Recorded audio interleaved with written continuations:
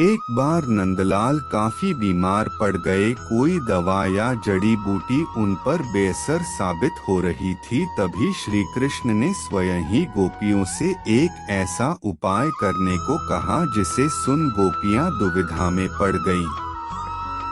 दरअसल श्री कृष्ण ने गोपियों से उन्हें चरणामृत पिलाने को कहा। उनका मानना था कि उनके परम भक्त या फिर जो उनसे अति प्रेम करता है तथा उनकी चिंता करता है, यदि उसके पाव को धोने के लिए इस्तेमाल हुए जल को वे ग्रहण कर लें तो वे निश्चित ही ठीक हो जाएंगे।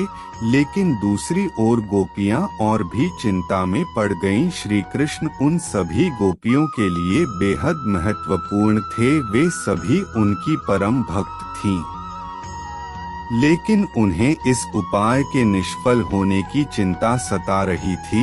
उनके मन में बार बार यह आ रहा था कि यदि उनमें से किसी एक गोपी ने अपने पाव के इस्तेमाल से चरणामृत बना लिया और कृष्ण जी को पीने के लिए दिया तो वह परम भक्त का कार्य तो कर देगी, परंतु किन्हीं कारणों से कान्हा ठीक ना हुए तो उसे नरक भोगना पड़ेगा।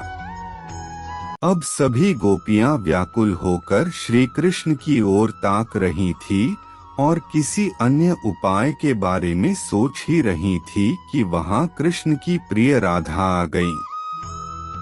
अपने कृष्ण को इस हालत में देख के राधा के तो जैसे प्राण ही निकल गए हों। जब गोपियों ने कृष्ण द्वारा बताया गया उपाय राधा को बताया तो राधा ने एक क्षण भी व्यर्थ करना उचित न समझा और जल्द ही स्वयं के पांव धोकर चरणामृत तैयार कर श्री कृष्ण को पिलाने के लिए आगे बढ़ी और कृष्ण को चरणामृत पिलाया।